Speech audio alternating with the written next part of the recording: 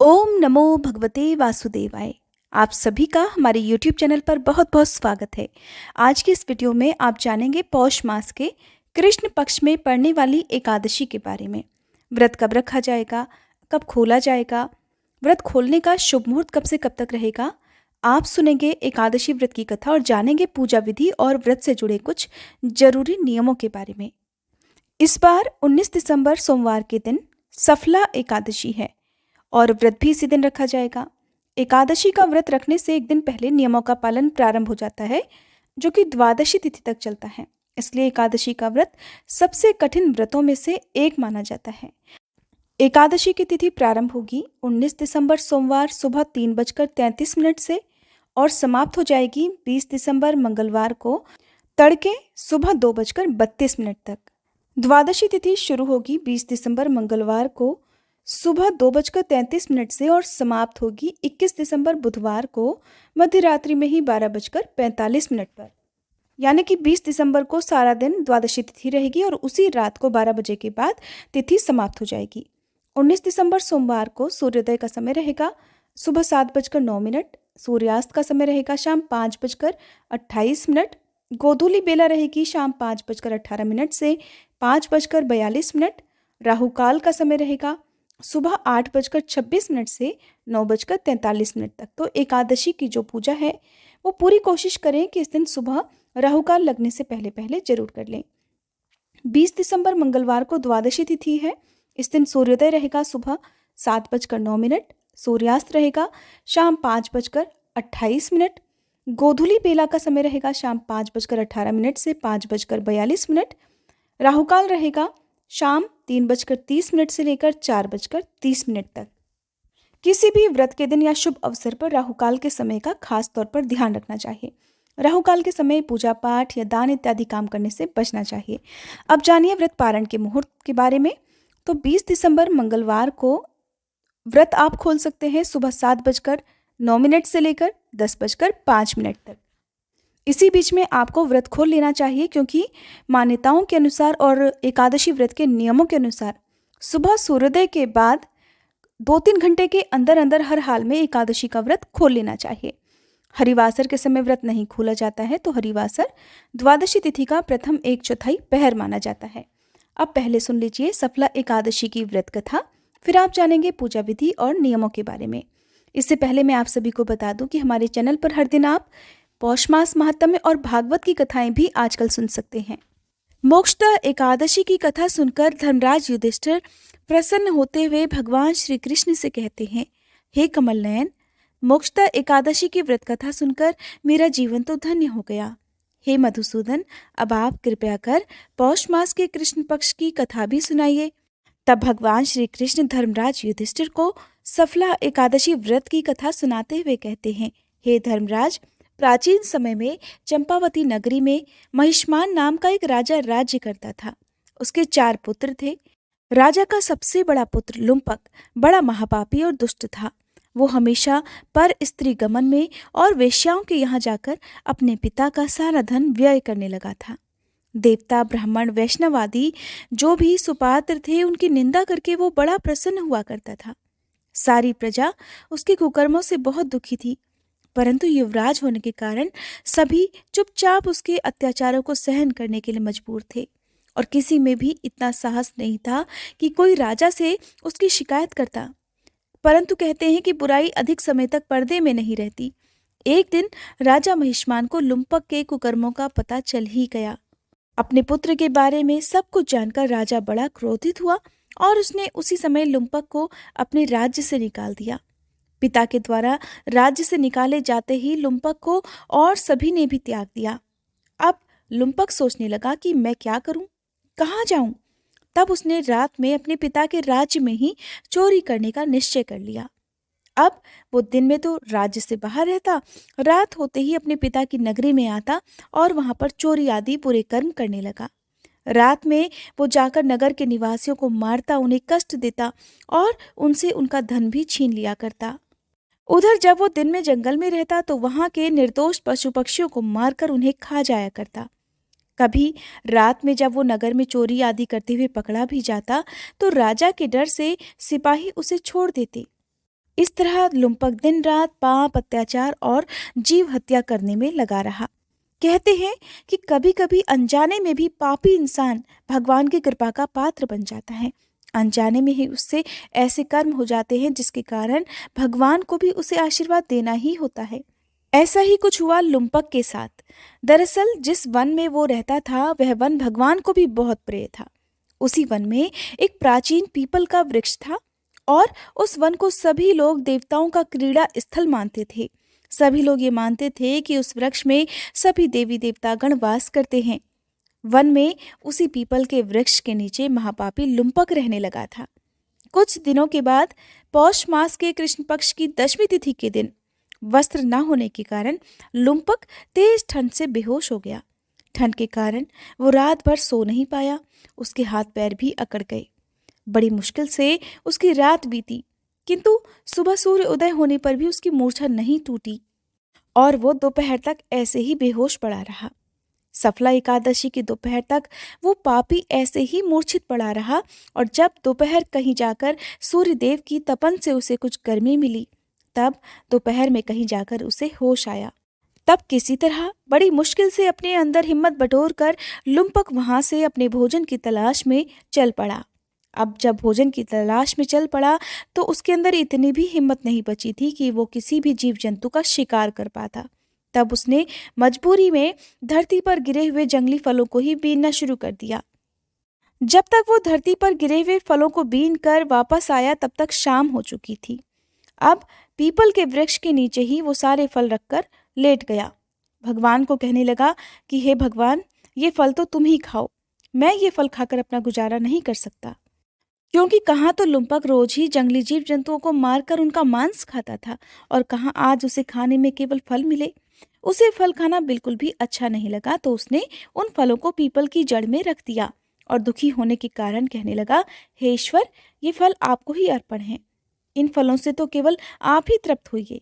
और ऐसा कहकर भूख के मारे वो रोने लगा। रात भर उसे नींद ही नहीं आई। इस तरह सारी रात पीपल के वृक्ष की जड़ में बैठा हुआ लुम्पक रोता ही रहा।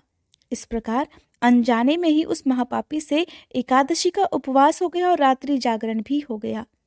उस महापापी के इस उपवास और रात्रि जागरण से भगवान श्री हरि अत्यंत प्रसन्न हुए और उसके सभी पाप भी नष्ट हो गए। सुबह होते ही एक दिव्य रथ अनेक सुंदर वस्त्रों से सजा हुआ वहां पर आया और उसके ठीक सामने आकर खड़ा हो गया। जैसे ही रथ उसके सामने रुका, उसी समय आकाशवाणी हुई, हे युवराज, भगवान श्री हरि के प्रभाव से तेरे सभी पाप नष्ट हो गए हैं। अब तू अपने पिता के पास वापस जाकर राज्य प्राप्त कर ले। जब यह आकाशवाणी लुम्पक ने सुनी तो वो बड़ा प्रसन्न हुआ और हाथ जोड़कर प्रणाम करते हुए अपने पापों का प्रायश्चित करते हुए भगवान से कहने लगा, हे प्रभु, आपकी जय हो।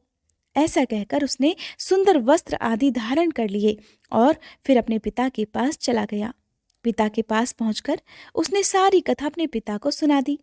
अपने पुत्र के मुंह से सारा वृतांत सुनने के बाद पिता ने भी अपना सारा राज्य तुरंत ही अपने पुत्र को सौंप दिया और स्वयं वन में चला गया। अब लुम्पक शास्त्रानुसार राज्य करने लगा। उसकी स्त्री, पुत्र आदि भी श्री हरि के परम भक्त बन गए। वृद्धावस्था आने पर अब लुम्पक भी अपने पुत्र को सारा राज्य सौंपकर भगवान का भजन करने के लिए वन में चला गया और फिर अंत में परम पद को प्राप्त हुआ। हे धर्मराज, जो मनुष्य श्रद्धा और भक्ति पूर्वक इस सफला एकादशी का उपवास करते हैं अथवा कथा सुनते हैं, उनके सभी पाप नष्ट हो जाते हैं और अंत में उन्हें मुक्ति मिल जाती है। बोलिए श्री नारायण भगवान की जय। ये तो थी सफला एकादशी की व्रत कथा। एकादशी का व्रत रखने वाले सभी भक्तों को इस दिन जल्दी उठकर, हो सके तो ब्रह्म मुहूर्त में उठकर स्नान आदि से निवृत्त हो जाना चाहिए। आज के दिन 1 चुटकी हल्दी पानी में मिलाकर स्नान करना चाहिए और अगर संभव हो तो तुलसी जी की जड़ की मिट्टी को शरीर में लगाकर फिर स्नान करना चाहिए। नहाने के पानी में थोड़ा सा गंगा जल मिलाकर आज के दिन स्नान करने से मन शांत तो होता ही है, भगवान की भक्ति में भी लगा रहता है और जन्म जन्मांतर के पापों का नाश भी हो जाता है। एकादशी का व्रत हर प्रकार के पापों का नाश करके अंत में मोक्ष दिलाने वाला होता है। इसलिए सच्चे मन से आज के दिन भगवान विष्णु की पूजा और उपवास करना चाहिए। जो लोग उपवास ना भी कर पाएं, उन्हें भी इस दिन भगवान की पूजा करके व्रत की कथा अवश्य ही पढ़नी और सुननी चाहिए। सुबह हाथ में जल पुष्प लेकर भगवान के सामने बैठकर व्रत रखने का संकल्प लिया जाता है। फिर विधि विधान से सबसे पहले विघ्नहर्ता भगवान गणेश, भगवान विष्णु, माँ लक्ष्मी जी, कृष्ण भगवान और अपने सभी आराध्य देवी देवताओं की पूजा की जाती है। भगवान को आज के दिन चंदन का तिलक लगाकर पीले फूलों की माला अर्पित की जाती है। अगर आपके पास दक्षिणावर्ती शंख है तो उसमें जल भरकर भगवान का अभिषेक करना चाहिए और फिर धूप दीप जलाकर भगवान के विशेष मंत्रों का जाप करना चाहिए, जैसे कि ओम नमो भगवते वासुदेवाय, ओम श्री विष्णवे नमः, या हरे कृष्णा कृष्णा कृष्णा हरे हरे, हरे राम राम राम हरे हरे। मन ही मन लगातार इन मंत्रों का सच्चे मन से जाप करना चाहिए और व्रत की कथा पढ़ने सुनने के साथ ही अगर संभव हो तो श्री विष्णु सहस्त्र नाम का पाठ पढ़ना या सुनना चाहिए। और जिस घर में भगवान विष्णु के साथ माँ लक्ष्मी जी की पूजा भी की जाती है, वहाँ कभी भी धन का भाव नहीं रहता, वहाँ आर्थिक संकट कभी नहीं आता। तो माँ लक्ष्मी जी की पूजा करते समय माँ लक्ष्मी जी को आज के दिन आप सिंदूर का तिलक लगाएं, रोली लगाएं, लेकिन ध्यान रखें कि एकादशी के दिन पूजा में भूलकर अक्षत तक का भी प्रयोग नहीं किया जाता है, क्योंकि इस दिन चावल का प्रयोग पूरी तरह निषेध माना जाता है। माँ लक्ष्मी जी को आप कौड़ियाँ अर्पित कर सकते हैं, लाल कमल का फूल अर्पित कर सकते हैं और श्री सूक्तम का पाठ आज के दिन पढ़ने या सुनने से भी आय के नए नए स्रोत बनते हैं और घर में सदा सुख और समृद्धि का भंडार भरा रहता है। सबसे अंत में आरती की जाती है, भोग लगाया जाता है। भोग में खास तौर पर पीले फलों में जैसे कि केले का या पपीते का भोग आप भगवान को लगा सकते हैं। कोई भी मौसमी फल जो इन दिनों आपको मिल जाएं वो आप भगवान को अर्पित कर सकते हैं। शक्कर का या फिर दूध का, पंचामृत का भोग भी भगवान को अर्पित किया जा सकता है। साथ में तुलसी दल रखना अनिवार्य होता है, क्योंकि जिस भोग में तुलसी दल नहीं हो, भगवान विष्णु उस भोग को कभी स्वीकार नहीं करते हैं। इसलिए भोग में चाहे आप कुछ रखें ना रखें, लेकिन तुलसी दल जरूर रखें। और फिर सबसे अंत में क्षमा याचना करके अपना व्रत प्रारंभ करें। आज के दिन घर में शुद्ध सात्विक भोजन ही बनना चाहिए। चावल या चावल से बनी किसी भी वस्तु का सेवन परिवार के सदस्यों को नहीं करना चाहिए और इस दिन नाखून, बाल इत्यादि नहीं काटना चाहिए, जिसका दोष व्रती को तो लगता ही है, साथ में परिवार के सदस्यों को भी इसका दोष लग जाता है। दिन भर उपवास रखकर शाम के समय एक बार फिर से यदि हो सके तो स्नान करके, नहीं तो साफ स्वच्छ वस्त्र धारण करके पूजा करनी चाहिए। एकादशी की रात को जागरण किया जाता है, लेकिन सभी के लिए रात भर जागरण करना संभव नहीं हो पाता है, तो जितनी देर भी आपके लिए संभव हो उतनी देर जागरण करें। और जो लोग इस दिन निराहार नहीं रह पाते हों, वैसे तो पूरी कोशिश करनी चाहिए कि एकादशी के दिन आप पानी के सिवा कुछ भी ना पिएं, लेकिन फिर भी यदि आपके लिए संभव नहीं है तो आप केवल फल या कुछ सूखे मेवे आप रात को शाम की पूजा करने के बाद ले सकते हैं। और अगले दिन आपको विधि विधान से सुबह जल्दी उठकर द्वादशी तिथि में शुभ मुहूर्त में ही व्रत खोलना चाहिए। व्रत खोलने से पहले किसी योग्य ब्राह्मण को, मंदिर में पुजारी जी को या फिर जो भी निर्धन बेसहारा लोग होते हैं उनकी ज़रूरत का सामान उन्हें देकर उसके बाद ही आपको व्रत खोलना चाहिए। व्रत हमेशा शुभ मुहूर्त में खोला जाता है। किसी प्रकार अगर आप दान शुभ मुहूर्त में नहीं दे पाते हैं तो दान की सामग्री को उठाकर रख लें, उसके बाद कभी भी आप दान कर सकते हैं, लेकिन खुद भोजन ग्रहण करने से पहले आपको चींटियों को आटा शक्कर मिलाकर डालना चाहिए, चिड़ियों के लिए छत पर दाना पानी रखना चाहिए, उसके बाद ही आप व्रत खोल सकते हैं। यदि आपने बिना दान किए ये व्रत खोल लिया तो उसका भी आपको पूरा पुण्य प्राप्त नहीं होता है। द्वादशी तिथि को भी सुबह और शाम ही भोजन करना चाहिए। सुबह आप शुद्ध सात्विक भोजन कर सकते हैं, दाल रोटी सब्जी वगैरह आप ले सकते हैं, क्योंकि इस बार एकादशी से एक दिन पहले रविवार का दिन है और मान्यताओं के अनुसार रविवार के दिन ना तो तुलसी जी में जल अर्पित किया जाता है, ना ही तुलसी दल तोड़े जाते हैं और भगवान को भोग में तुलसी दल जरूर चढ़ाए जाते हैं। इसलिए आप शनिवार के दिन ही तुलसी दल भी तोड़कर जरूर रख लें। अगर आप तुलसी दल तोड़ना भूल गए हैं तो अपने आप गिरे हुए तुलसी जी के पत्तों को शुद्ध जल से साफ करके उसके बाद भी भगवान को अर्पित कर सकते हैं। अगर ऐसा भी संभव ना हो तो तुलसी जी की माला यदि आपके पास हो तो उन्हें भी आप भोग के साथ में रखकर फिर भगवान को भोग लगा सकते हैं। ये थी आज की वीडियो। उम्मीद करती हूँ ये जानकारी आपको पसंद आई होगी। वीडियो अगर अच्छी लगी हो तो प्लीज़ वीडियो को लाइक करके हमारे चैनल को अगर सब्सक्राइब नहीं किया है तो ज़रूर कर लीजिएगा। इस बार का प्रदोष व्रत कब है, कौन सा है, कौन सी व्रत कथा पढ़ी या सुनी जाती है, इस बारे में जानने के लिए हमारे चैनल पर अगली वीडियो का इंतजार आप जरूर कीजिएगा।